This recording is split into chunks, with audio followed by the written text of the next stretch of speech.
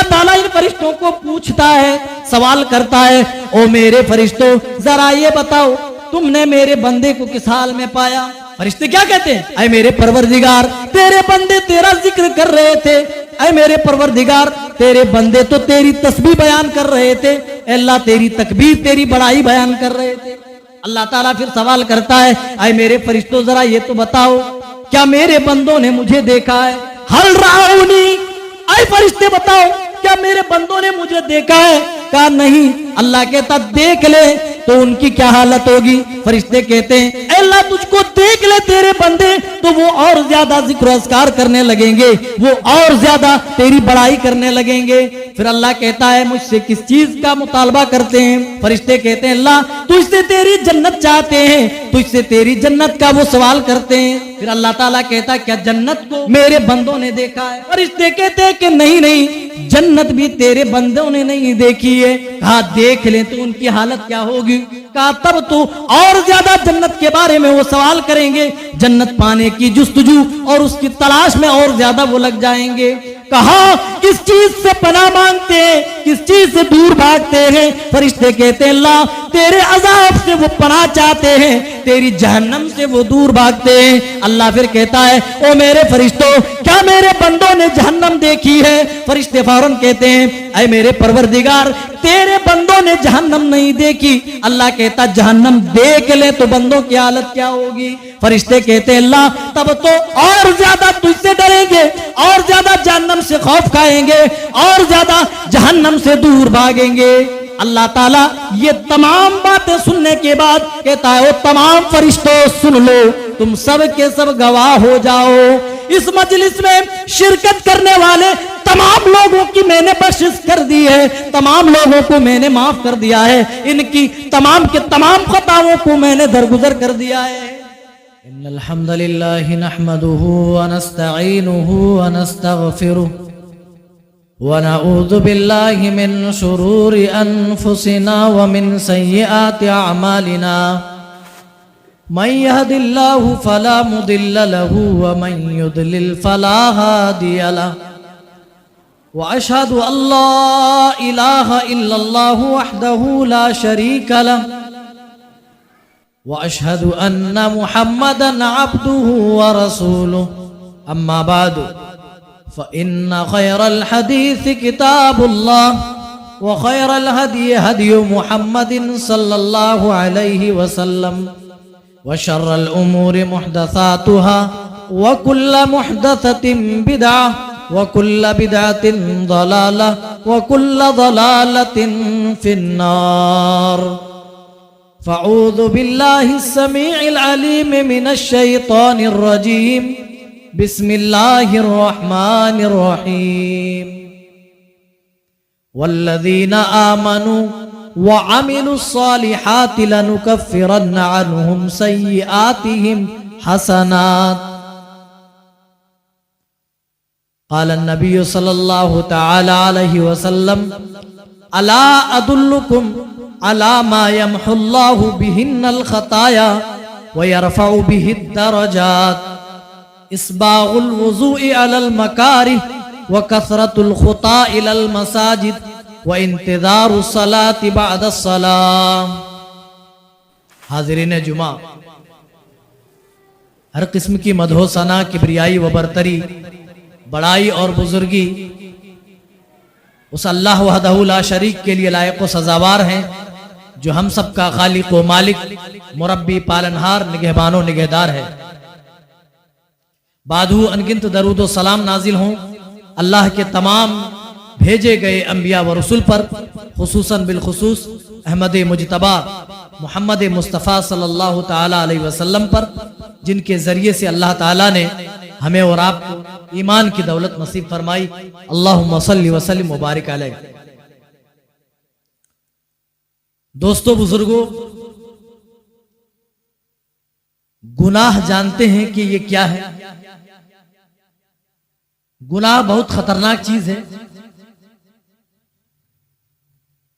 رسول اکرم صلی اللہ علیہ وسلم نے گناہ سے متعلق ارشاد فرمایا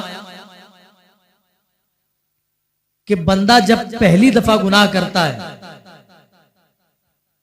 تو اس کے دل کے اوپر ایک سیاہ دھبا لگ جاتا ہے. توبہ کر لیتا ہے تو وہ دھبا دھل دیا جاتا ہے, پھر وہ صاف ہو جاتا ہے. لیکن اگر گناہ کے بعد توبہ نہ کیا جائے, اگر اس غلطی کی معافی نہ مانگی جائے, اگر اللہ تعالیٰ کی طرف رجوع نہ کیا جائے, تو ایسی صورت میں دھبے پہ دھبا بڑھتا جاتا ہے حتیٰ کہ پورا کا پورا دل سیاہ ہو جاتا ہے. رسول پاک صلی اللہ علیہ وسلم نے یہی ایک فاسق و فاجر اور ایک مومن کے گناہ کی مثال دی. ایک مومن سے جب گناہ کا کام سرزد ہوتا ہے, اسے ایسا محسوس ہوتا ہے کہ وہ کسی ایسے پہاڑ کے نیچے ہے جو چشمے زدن ہی اس کے اوپر گرنے والا ہے. اسی لیے جیسے ہی اس سے غلطی سرزد ہوتی ہے, خطائیں سرزد ہوتی ہیں, ان سے گناہ سرزد ہوتے ہیں, فوراً وہ اللہ کی بارگاہ کی طرف رجوع کرتے ہیں, اللہ سے روتے ہیں, اللہ کی بارگاہ میں گڑ گڑاتے ہیں اور اپنے گناہوں کی معافی وہ مانگتے ہیں. یہ مومن بندے کی مثال ہے. لیکن وہیں پر ایک فاسق اور ایک فاجر آدمی سے جب گناہ کا کام سرزد ہوتا ہے, وہ تو گناہ کو اتنا معمولی سمجھتا ہے جیسے اس کی ناک کے اوپر ایک مکھی بیٹھی ہو. جتنی آسانی کے ساتھ وہ آدمی چاہے اپنی ناک میں بیٹھی مکھی کو بھگا دے. اب ناک میں اگر مکھی بیٹھ جائے تو ناک میں بیٹھی مکھی بھگانے کے لیے آپ کو بندوق تھوڑے نہ تاننی پڑے گی. آدمی ناک بھی ٹیڑھی کر دے تب بھی مکھی بھاگ لے گی. ایک فاسق و فاجر اسی طریقے سے گناہوں کے بارے میں تصور رکھتا ہے. لیکن آپ سمجھیں, گناہ ایک وائرس ہے, اسی لیے ضروری ہے اس وائرس کو ختم کرنے کے لیے کچھ اینٹی وائرس آپ کو بتائے جائیں. رسول اللہ صلی اللہ علیہ وسلم نے بہت سارے ایسے اعمال بتلائے, بہت سارے کام ایسے بتلائے جن کاموں کے کر لینے کی وجہ سے, جن اعمال کو انجام دینے کی وجہ سے اللہ تعالی ہمارے گناہوں کو معاف کر دیتا ہے, ہماری خطاؤں کو درگزر کر دیتا ہے. پہلا عمل, آدمی صاحب ایمان ہو جائے. ایمان لانے کے بعد اچھے اعمال کے ذریعے سے اپنے ایمان کو مزین کر لے. رسول پاک صلی اللہ علیہ وسلم فرماتے ہیں کہ ایسا شخص بھی اس کے دائرے میں ہے کہ اس کا گناہ اللہ تعالیٰ معاف کر دے گا, اللہ تعالیٰ اس کی خطاؤں کو درگزر کر دے گا. خود اللہ تعالیٰ نے قرآن مجید میں ارشاد فرمایا, والذین آمنوا وعملوا الصالحات لنکفرن عنہم سیئاتہم وَلَنَجْزِيَنَّهُمْ أَحْسَنَ الَّذِي كَانُوا يَعْمَلُونَ. وہ لوگ جو ایمان لائے, ایمان لانے کے بعد اچھے اعمال کیے, ہم انہیں ان کے گناہوں کو ضرور بضرور مٹانے والے ہیں, اور وہ جو کچھ بھی نیک اعمال کر رہے ہیں ان کے نیک اعمال کا بدلہ بھی ہم انہیں ضرور بضرور دیں گے.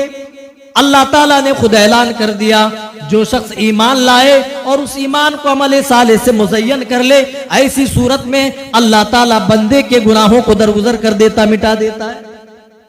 او میرے بھائیوں, ہم ایمان والے اپنے آپ کو کہتے ہیں, دنیا کا ہر مسلمان اپنے آپ کو ایمان والا کہتا ہے.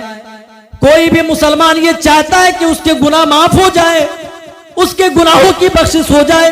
اسے چاہیے کہ اپنے ایمان کو اچھے اعمال کے ذریعے سے مزین کر لے, اسے چاہیے کہ اچھے اعمال کے ذریعے سے اپنے ایمان کو وہ سجا لے. الا من تاب, دوسرا عمل ہے آدمی سچی توبہ کر لے. اس کے ذریعے سے بھی اللہ تعالیٰ بندے کے گناہوں کو معاف کر دیتا ہے, بندے کی خطاؤں کو درگزر کر دیتا ہے.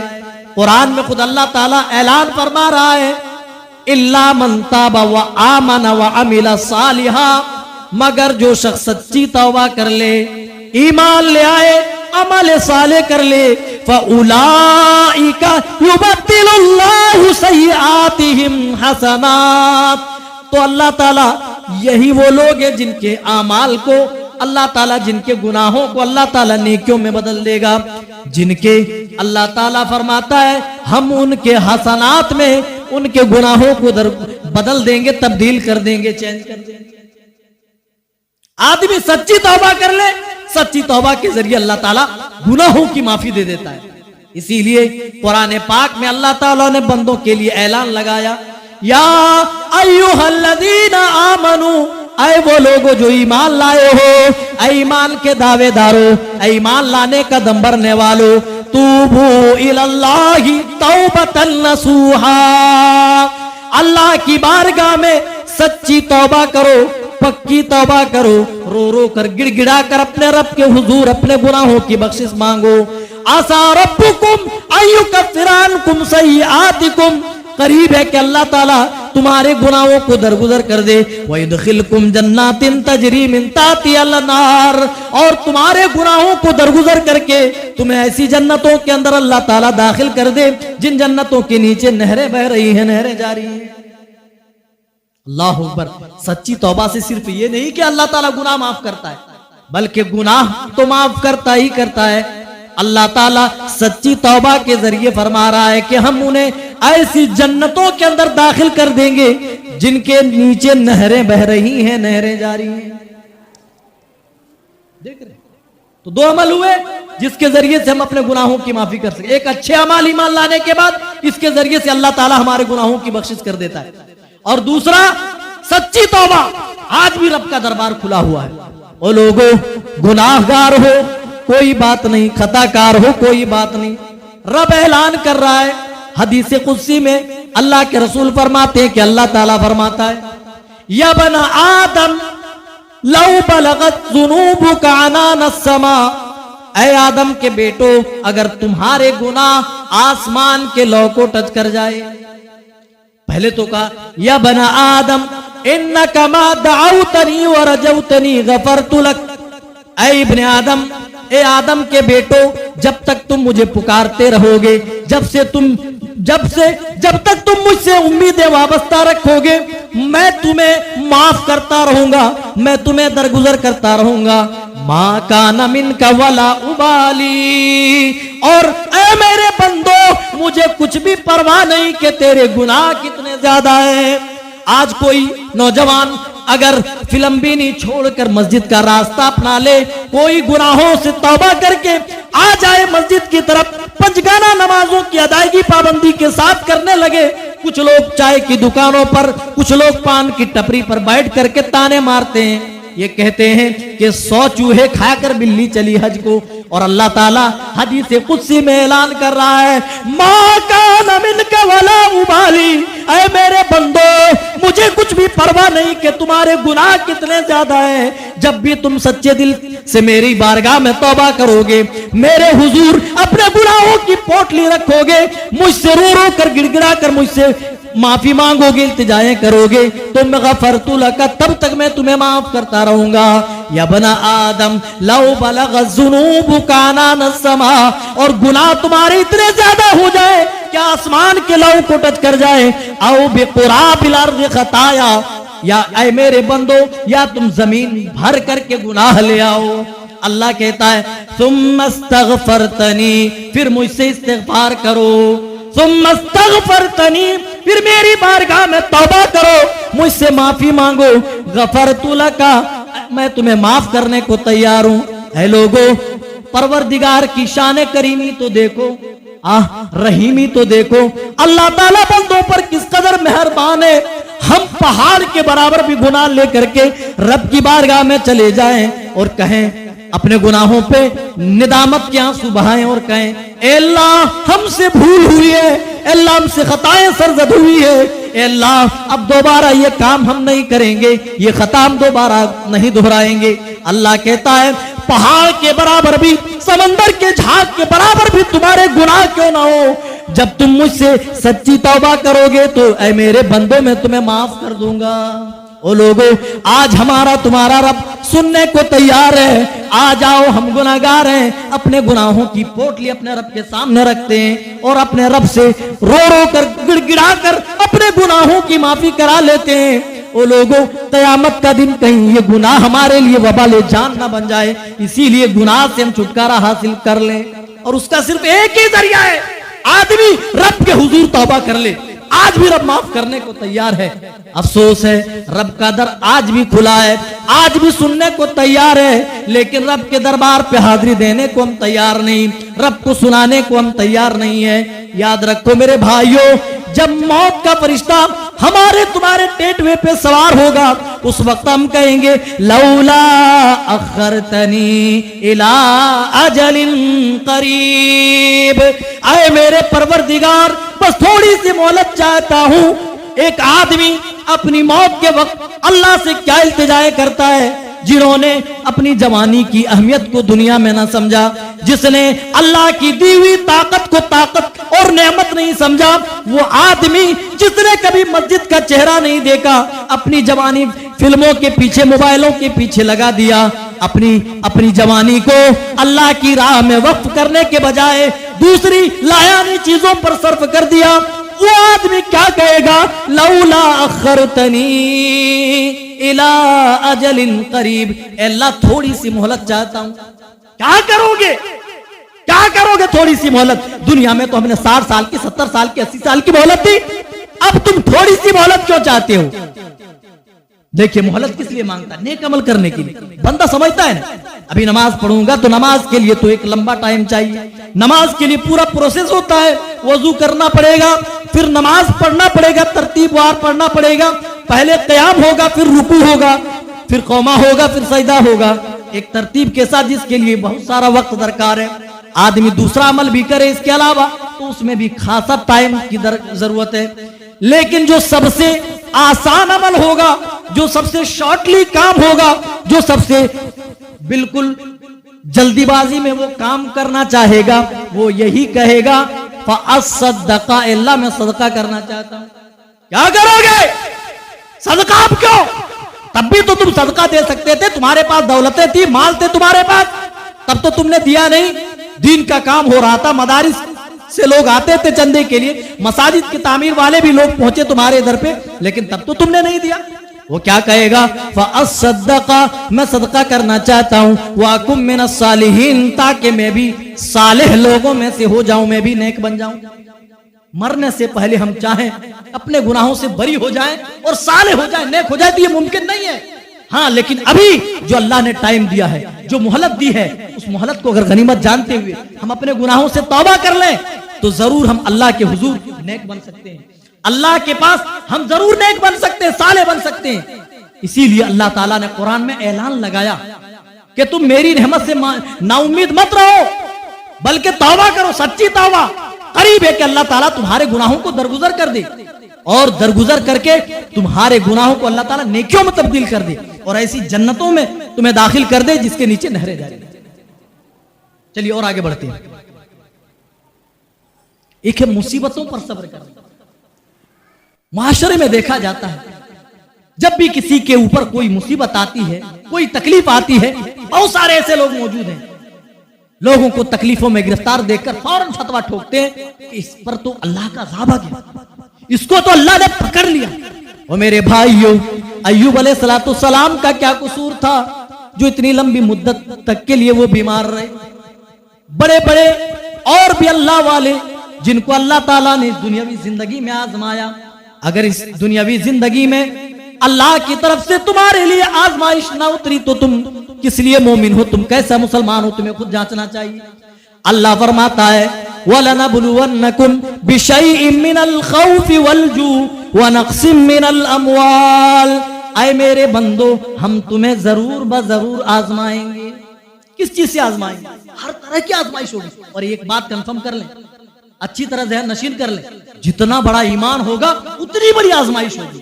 حضرت ابراہیم علیہ السلام کی زندگی اٹھائیے، آپ دیکھیں تنہا تنہا توحید کی دعوت بغیر کسی کا ڈر سینے میں لیے ہوئے اللہ کا دین پھیلا رہے ہیں، اللہ کے دین کی تبلیغ کر رہے ہیں، اللہ کے دین کا پرچار و پرسار کر رہے ہیں۔ کتنا بڑا کتنا بڑا ایمان، اور اس ایمان میں مضبوطی کس قدر ہوگی آپ اندازہ لگا سکتے ہیں۔ لیکن آزمائشیں جب آئی تو کبھی حکم ہوا اپنے بیٹے کو، اپنی بیوی کو ایسی جگہ چھوڑاؤ جہاں کوئی آبادی نہیں، آبادی تو دور کی بات، جہاں چرند پرند بھی اپنے گھونسلے نہ بناتے، ایسی بیابان جگہ میں چھوڑاؤ۔ کبھی حکم ہوتا ہے اے ابراہیم بس ہو گیا، اب یہاں سے ہجرت کر جاؤ، چلو یہ سرزمین چھوڑ جاؤ۔ کبھی حکم ہوتا ہے جس لخت جگر کو پانے کے لیے بہت لمبی لمبی دعائیں کیے، بہت لمبی دعاؤں کے بعد، بہت تمنائیں اور آرزوؤں کے بعد ایک بیٹا پیدا ہوا ہے. جب اللہ آزماتا ہے تو حکم دیتا ہے اے ابراہیم جس اولاد کو تم نے بڑی تمناؤں کے بعد، بڑی آرزوؤں اور دعاؤں کے بعد حاصل کیا ہے، اسی اولاد کو اپنے ہاتھوں سے اب ذبح کرو. اس سے کیا ثابت ہوا؟ ایمان جتنا مضبوط ہوگا اتنی بڑی آزمائش ہوگی. ہمارے پاس چھوٹی موٹی مصیبتیں آتی ہیں، ہم گھبرا جاتے ہیں، ہمارا دل ٹوٹ جاتا ہے، فوراً رب پہ شکوے گلے شروع کر دیتے. اللہ نہ کرے کسی کے ساتھ ایسا ہو، کسی کی اولاد مر جائے تو وہ کیسا فیل کرے گا، اور زبان سے کون سے جملے وہ نکالے گا. خاص کر کے عورتوں میں دیکھ لی، عورتیں تو اس قدر کفریہ الفاظ بکتی ہے. ایسے وقت میں بعض عورتیں کہتی کیا میرا ہی بیٹا ملا تھا اللہ کو لے جانے کے لیے. نعوذ باللہ. اس سے یہ ثابت ہوتا ہے کہ ہم اللہ کے فیصلے پر راضی نہیں ہیں. نبی کا نواسا نبی کے ہاتھ میں دم توڑ رہا ہے، لیکن رسول پاک صلی اللہ علیہ وسلم نے آنے سے پہلے جب بیٹی کے گھر نہیں آئے تھے تب آپ نے پیغام بھیجا تھا ان للہ اخذ ولہ ما آتا. اے میری بیٹی، لینے والی ذات بھی اللہ کی ہے، دینے والی ذات بھی اللہ کی ہے.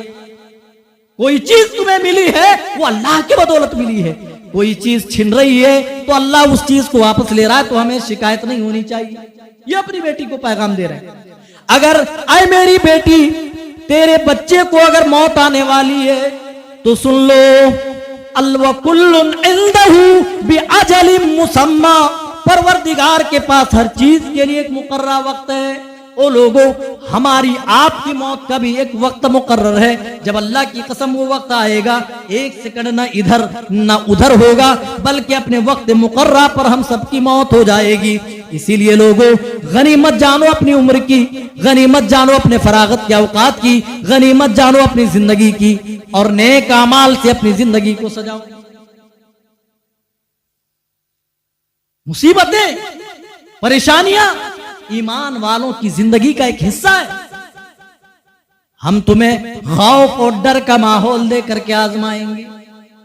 وَلَنَبْلُوَنَّكُمْ بِشَيْءٍ مِّنَ الْخَوْفِ وَالْجُوعِ. بھوک و پیاس کی شدت سے بھی آزمائیں گے. ڈر خوف کا ماحول کیا اپنے دیش میں کیا پیدا نہیں کیا جا رہا ہے؟ کبھی سی اے سے ڈرایا جاتا ہے، کبھی این آر سی کے نام سے ڈرایا جاتا ہے، مسلمانوں کے دلوں میں خوف بھرا جاتا ہے. او لوگوں، یہی آزمائش نہیں ہے، اس سے بھی بڑی بڑی آزمائشوں سے تمہیں دو چار ہونا ہوگا. وَنَقْسِم مِّنَ الْأَمْوَالِ. اللہ تو کہتا ہے ہم تمہارے کاروبار میں بھی گھاٹا دلائیں گے، تمہارے کاروبار سے بھی آزمائیں گے، مالوں میں کمی کر دیں گے. وَالْأَنفُسِ. تمہاری جان کی بھی باری آئے گی. وَالثَّمَرَاتِ. تمہارے فصلوں اور پھلوں سے بھی آزمائیں گے. لیکن کامیاب وہ شخص ہوگا، کامران وہ شخص ہوگا جو ان آزمائشوں میں صبر کا دامن پکڑے رکھے. وَبَشِّرِ الصَّابِرِينَ. اللہ تعالیٰ نے فرمایا کہ آپ اے رسول پاک صلی اللہ علیہ وسلم ان مصیبتوں پر صبر کرنے والوں کے لیے خوشخبری سنا دیجئے جو مصیبتوں پر صبر کرتا ہے. دیکھ رہے پورا قرآن پڑھ جائیے، اللہ کی قسم اللہ تعالیٰ نے صبر کا بدلہ جنت کے سوا کچھ نہیں رکھا ہے. لیکن ہم مسلمان ہونے کے باوجود، ایمان والا ہونے کے باوجود، ہم صبر نام کی چیز کو ہی نہیں جانتے کہ صبر کیا ہے. ایک عورت تھی، سیاہ فام عورت تھی، مسجد نبوی میں جھاڑو پوچھا کا کام کیا کرتی تھی. اس عورت کو ایک بیماری لاحق تھی جس کو ہم مرگی کہتے ہیں اپنی زبان میں.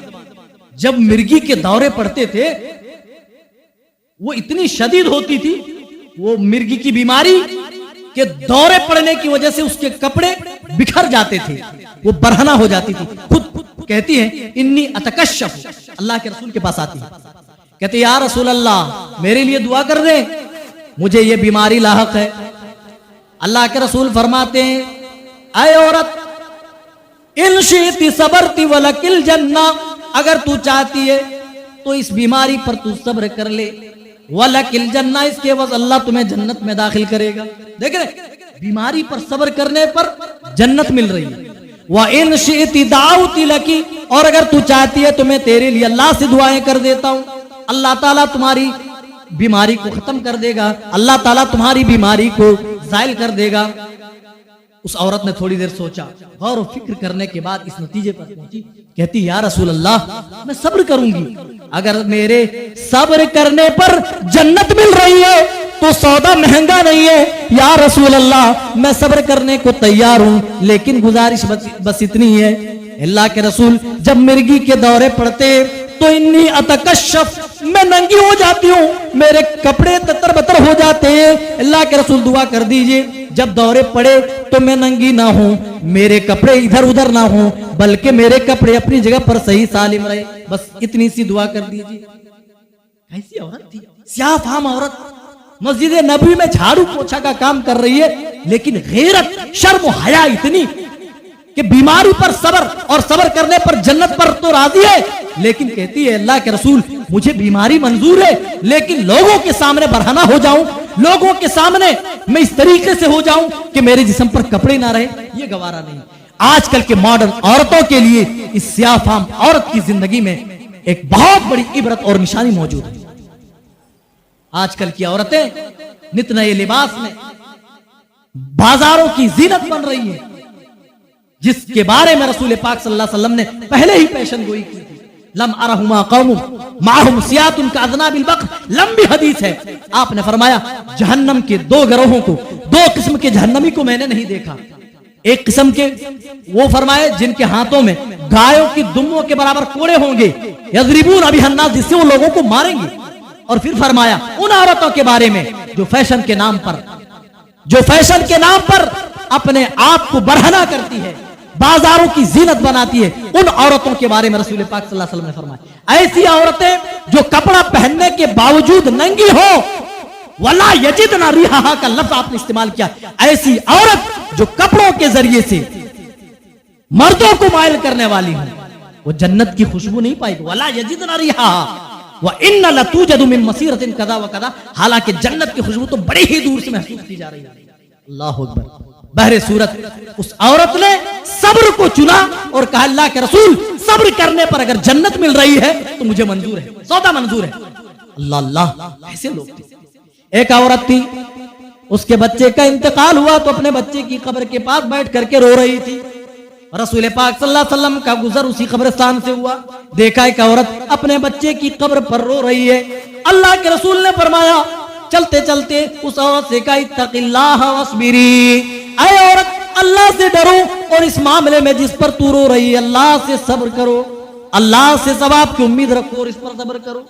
عورت بھڑک گئی, جذبات میں آ گئی, کہنے لگی اے اجنبی آدمی تجھے کیا خبر ہے, تجھے ان مصیبتوں کے بارے میں کیا معلوم ہے, مصیبت تو میرے اوپر پہنچی ہے, تمہیں کیا پتا اگر تمہارے اوپر اتنی بڑی مصیبت آتی تو شاید تم ایسا نہ کہتے. رسول پاک صلی اللہ علیہ وسلم چلے گئے. بعد میں کسی آدمی نے اس کو بتایا کہ تم کیا رسول پاک صلی اللہ علیہ وسلم کے ساتھ تم بول رہی تھی, رسول پاک صلی اللہ علیہ وسلم سے تم اس قدر گفتگو کیوں کر رہی تھی. وہ ڈر گئی کہ میں نے رسول کی شان میں کئی گستاخی تو نہیں کر دی.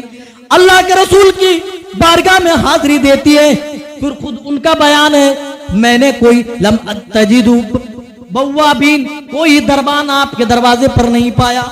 اس نے سوچا بھائی رسول اللہ ہے تو بڑے بڑے دربان آپ کے دروازے پر ہونا چاہیے, لیکن خود کہتی ہے کہ اس راوی حدیث کا بیان ہے کہ اس عورت نے کوئی دربان نہیں پایا. اللہ کے رسول کی خدمت میں جب حاضر ہوئی کہنے لگی یا رسول اللہ آپ نے مجھے قبرستان میں نصیحت کی, میں آپ کو پہچان نہیں سکی, جانے انجانے میں نے آپ کی شان میں گستاخی کی. اللہ کے رسول آپ نے صحیح کہا ہے کہ مجھے صبر کرنا چاہیے, صبر کا دامن پکڑنا چاہیے. اللہ کے رسول نے فرمایا انما الصبر عند الصدمة الاولى, اے عورت تو جان لے صبر تو اسی کا نام ہے جو پہلی دفعہ صبر کیا جائے. جب مصیبت پہنچی تب کا تب آدمی صبر کر لے, بعد میں تو آٹومیٹکلی صبر آ ہی جاتا ہے. آپ کا کتنا ہی قریبی آدمی, آپ کتنے ہی چاہتے ہو اگر وہ دنیا سے چلا جائے کچھ دن تو یاد آئیں گے, بہت یاد آئیں گے, لیکن آخر میں بہت دن بیت جانے کے بعد تھوڑی تو محبت کم ہوگی, تھوڑے بھولنے لگیں گے اور ایک دن ایسا آئے گا کہ ان کا نام تک آپ کو یاد نہیں ہوگا. یہ دنیا کی حقیقت ہے, ورنہ کوئی جی ہی نہیں پائے گا دنیا میں. ما اصاب من مصیبت ما یصیب مسلم من نصب ولا وصب ولا ہم ولا حزم. اللہ کے رسول فرماتے ہیں جس کسی مسلمان کو کوئی تکلیف پہنچی, آپ نے تھکان کی مثال دی, کوئی تھکان ہی کیوں نہ ہو, ولا ہم ولا حزن, کوئی غم لاحق ہو گیا, छोटी या बड़ी मुसीबत लाक हो गई, हत्ता शौकतुल्लती युशाकुहा, हत्ता के पैर में चुभने वाला एक कांटा जिसकी चुभन को एक मोमिन बंदा बर्दाश्त करता है। कद गफरल्लाहु, अल्लाह के रसूल फरमाते हैं कि उसकी चुभन को बर्दाश्त करने की वजह से अल्लाह ताला उस बंदे के गुनाहों को दरगुजर कर देता, मिटा देता। देख रहे, एक कांटा आपके पैर में लगता है, उसकी चुभन जो आप महसूस कर रहे हैं और उस पर सब्र कर रहे हैं, अल्लाह ताला उस पर अजर दे रहा है। देख रहे हैं उसका रहम करम आपके ऊपर कितना बड़ा, कितना ज्यादा है। एक कांटे की चुभन को बर्दाश्त करने पर अल्लाह ताला अजर दे रहा है।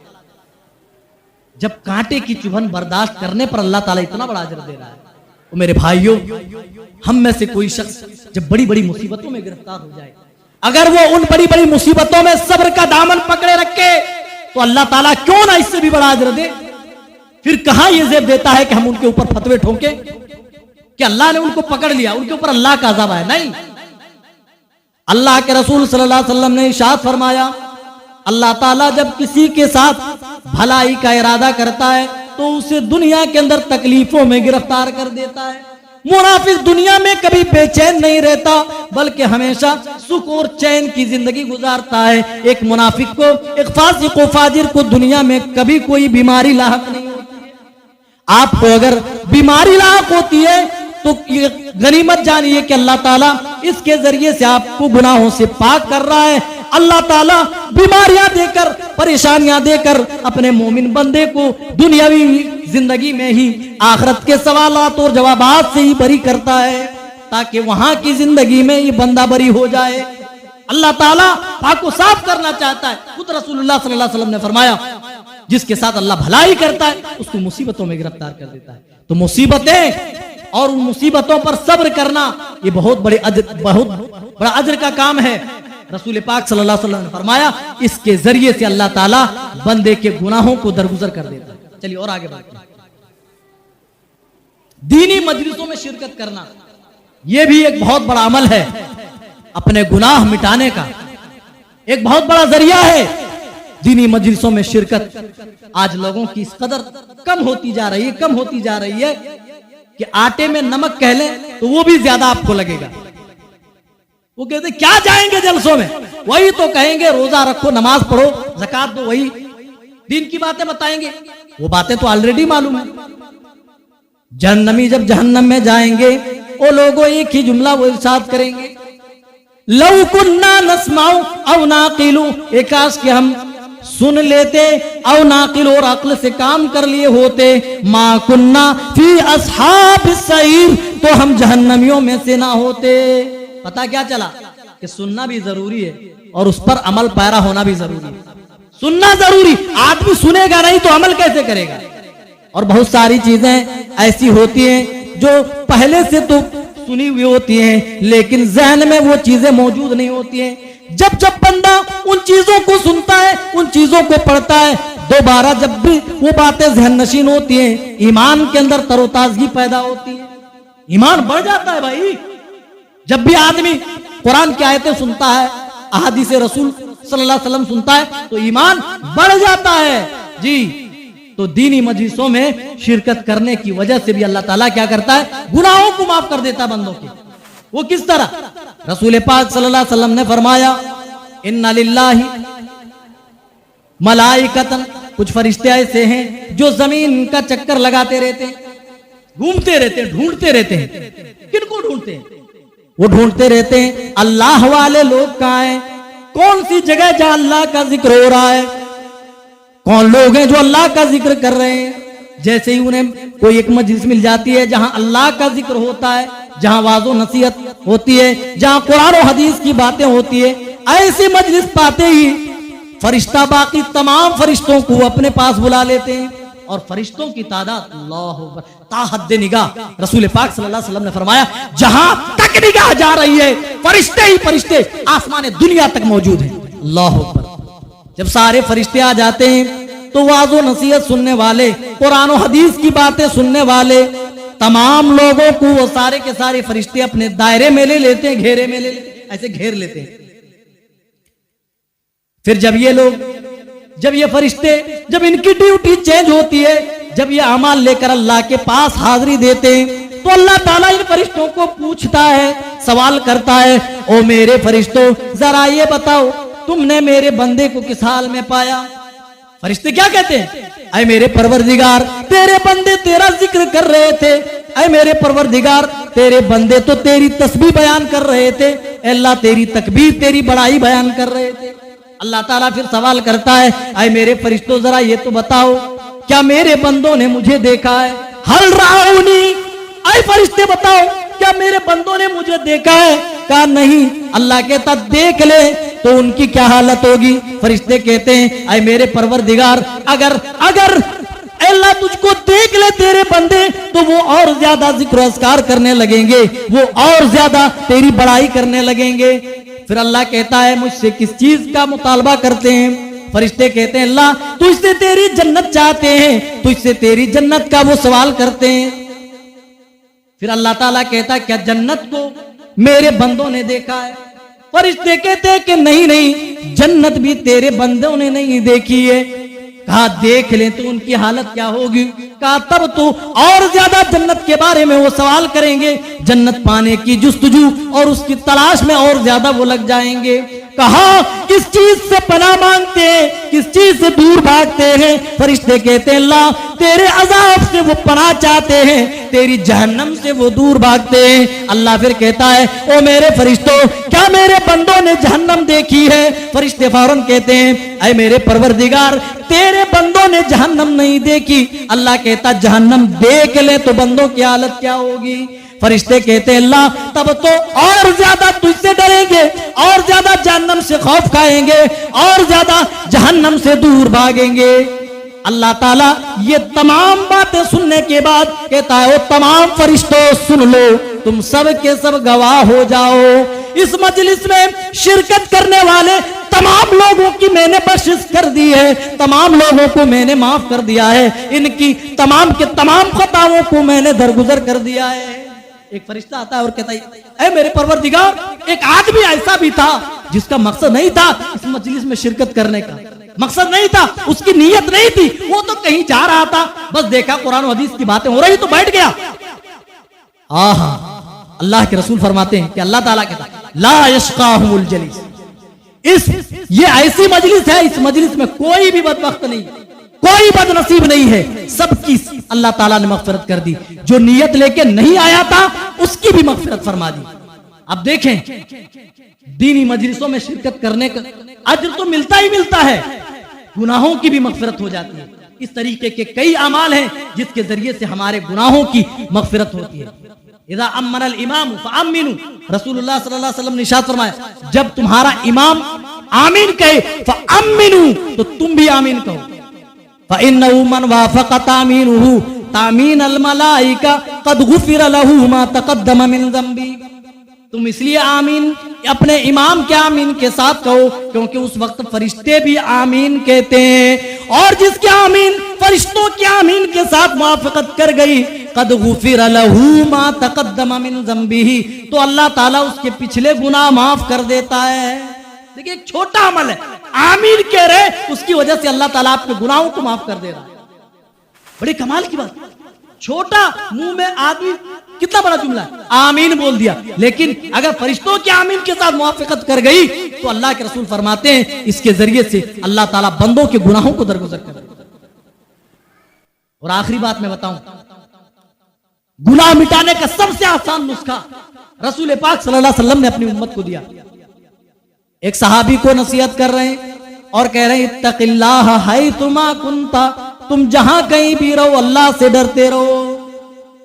आज यही चीज नहीं है मुसलमानों, अल्लाह का डर हमारे अंदर से खत्म होता जा रहा है।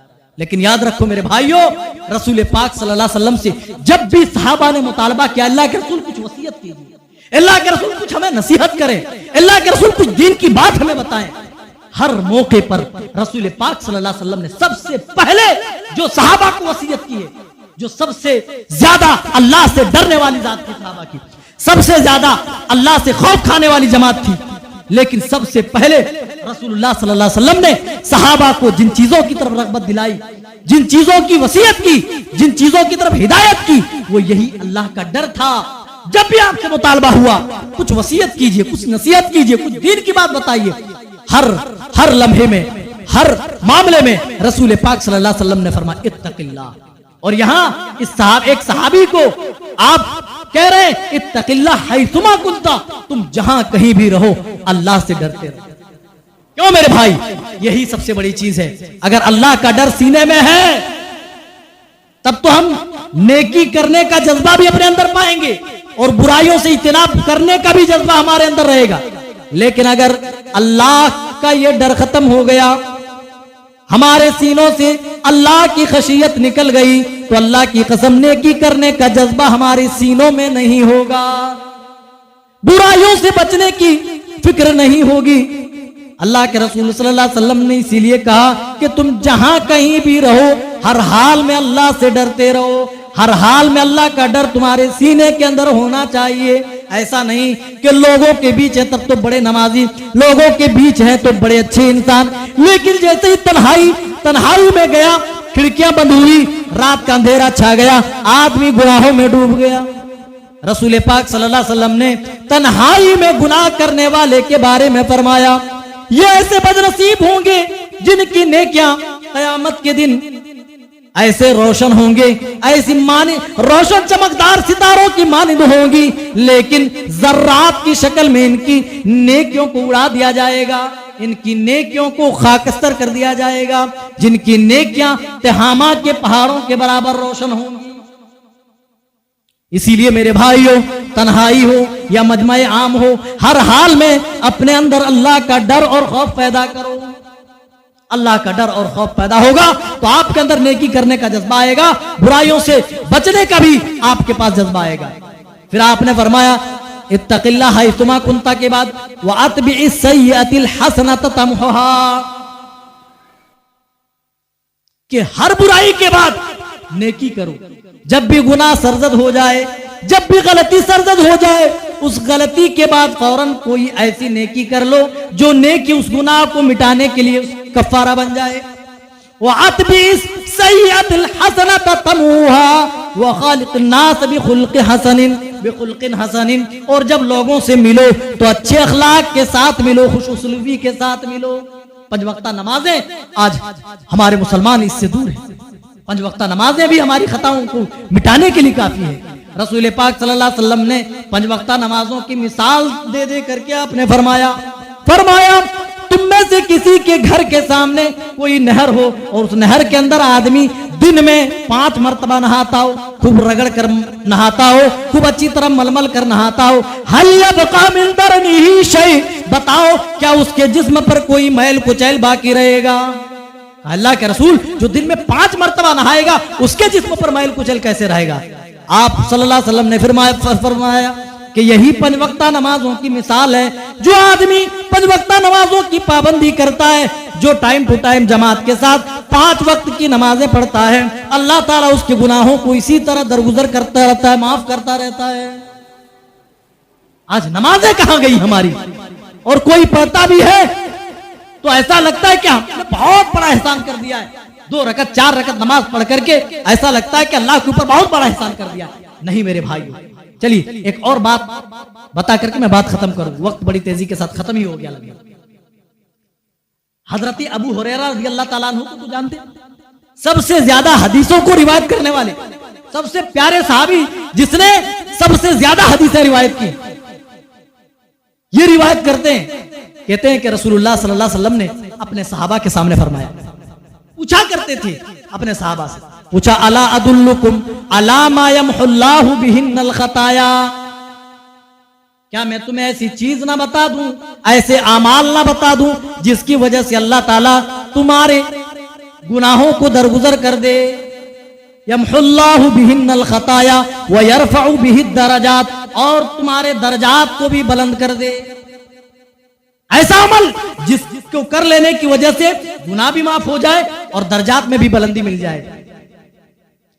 صحابہ تو بھائی نیکیوں کے متلاشی تھے، وہ تو تلاش کرتے تھے کہ کوئی ایسا راستہ مل جائے جہاں سے ہم نیکی کما لیں، اور ہمارے پاس بے شمار راستے ہیں نیکی کمانے کے، لیکن ہم نیکیاں حاصل نہیں کر سکتے، نیکیاں حاصل کرنا نہیں چاہتے. کہا کیوں نہیں یا رسول اللہ بتائیں. آپ نے فرمایا اسباغ الوضوء علی المکارہ، سخت ناپسندیدگی کے باوجود بھی مکمل وضو کرنا.